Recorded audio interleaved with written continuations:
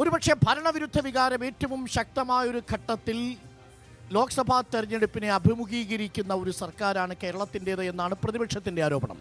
അതുകൊണ്ട് 19-1 എന്ന 2019 തിരഞ്ഞെടുപ്പിന് സമാനമായൊരു ഫലം UDF പ്രതീക്ഷിക്കുന്നു.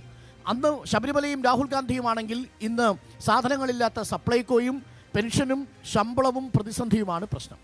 ഇന്ത്യയിലെ ഏറ്റവും മികച്ച ഭരണനിർവഹണം നടത്തുന്ന സംസ്ഥാനമാണ് കേരളം. ഒരുപാട് ഉദാഹരണങ്ങൾ നമ്മുടെ മുമ്പിൽ നിൽക്കുകയാണ്. ഇന്ത്യയിൽ ഏറ്റവും കൂടുതൽ PSC നിയമനം നടത്തുന്ന സംസ്ഥാനം ഏതാണ്?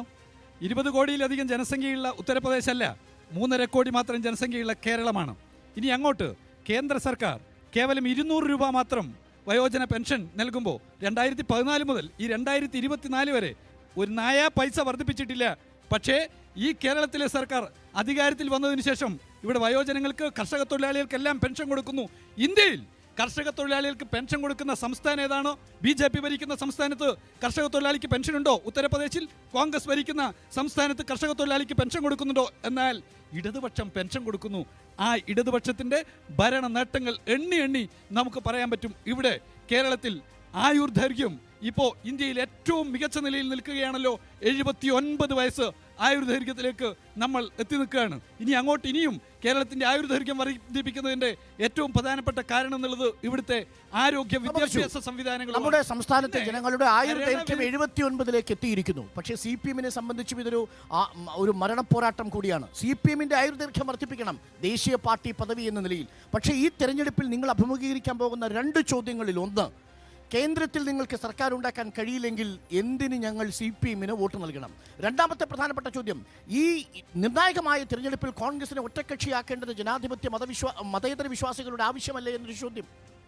ഇടതുപക്ഷത്തിന്റെ ശക്തി ഇന്ത്യൻ പാർലമെന്റിൽ ഏറ്റവും ശക്തമായ നിലയിൽ ഉണ്ടാകുമ്പോഴാണ് BJP വിരുദ്ധ പോരാട്ടം ഏറ്റവും ശക്തമായി മാറുക.